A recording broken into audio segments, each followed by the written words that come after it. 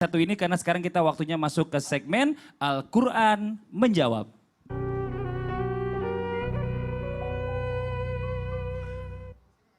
Ya, mohon izin guru kita Ustadz Anas dan juga Ustadz Syam, silakan Ustadz. Surga adalah cita-cita tertinggi setiap manusia. Karena sesungguhnya surga adalah bentuk kemenangan yang sempurna. Bukan harta, tahta, bahkan jabatan. Seperti Allah Subhanahu wa Ta'ala berfirman di dalam Al-Quran.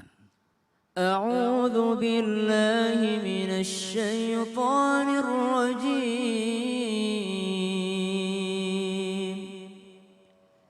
Kullu nafsin dha'iqatul maut wa innama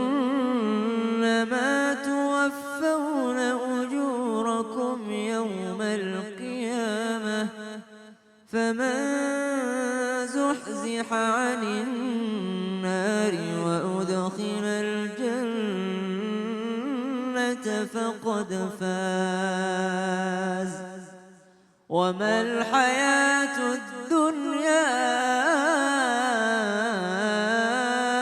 illa mata'ul ghurur. Ayat ini menjelaskan terkait ketika Rasulullah Shallallahu Alaihi Wasallam wafat, datang orang yang terdengar suaranya tetapi tidak terlihat fisiknya. Dia mengatakan, wahai ahlul bait berkah. Dan dia katakan setiap yang bernyawa pasti akan kembali menghadap kepada Allah Subhanahu wa Ta'ala. Kemudian bertanya, Ali bin Abi Thalib siapa tadi yang berbicara? Kata Sayyidina Ali, itu adalah Nabi Allah Khidir. Dari surah ini. Nah kemudian surah ini menjadikan sebuah pelajaran buat kita. Pelajaran pertama bahwa setiap makhluk yang hidup pasti akan mengalami sebuah kematian.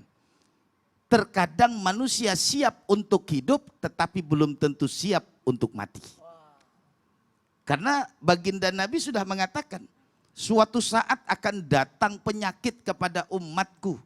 Apa penyakitnya? Al-wahan, hubbud dunya wa karahiyatul maut. Padahal konsep yang dijelaskan oleh Allah bahwa kita pasti akan kembali menghadap kepada Allah Subhanahu wa Ta'ala. Nah, ketika orang-orang yang sudah nanti siap menyiapkan kematian, di ujung ayat dijelaskan oleh Allah bahwa dunia ini hanyalah mata'ul ghurur, kesenangan yang cuman melalaikan kita. Apa yang hari ini kita katakan nikmat, belum tentu besok sama nikmatnya.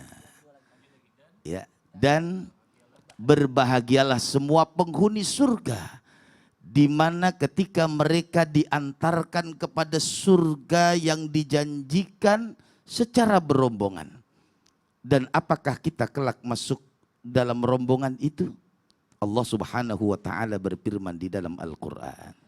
وسيق الذين اتقوا ربهم إلى الجنة زمرا حتى إذا جاءوها وفتحت أبوابها وقال لهم خزنتها سلام عليكم تبتم فادخلوها خالدين.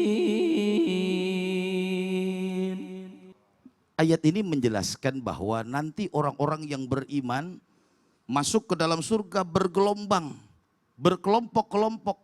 Kelompok al-muqarrabun, kelompok al-abrar, mereka kumpul semuanya.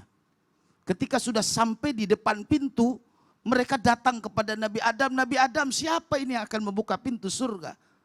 Kemudian datang kepada Nabi Allah Nuh, datang kepada Nabi Ibrahim, datang kepada Nabi Musa, datang juga kepada Nabi Isa. Siapa yang membuka pintu surga ini? barulah datang kepada Rasulullah. Maka di hadis Nabi mengatakan, ana awwalu syafi'in, saya yang akan membuka pintu. Wa ana awwalu daqiqin, saya akan mengetok pintu surga. Surga terbuka. Dan Allah akan melengkapi kebahagiaan bagi para penghuni surga. Dan menjadi kenikmatan paling tertinggi dari semua yang diberikan, yaitu melihat wajah Allah. Allah berfirman di dalam Al-Quran. للذين أحسنوا الحسنى وزيادة ولا يرهق وجوههم قتر ولا ذلة أولئك أصحاب الجنة هم فيها خالدون. Orang-orang yang berbuat baik Allah akan lipat gandakan dari 10 sampai 700 bahkan lebih. Waziyadatun, ada yang nanti Allah akan berikan apa? Menatap wajah Allah yang luar biasa, yang insya Allah kita semua akan menikmati semua ini.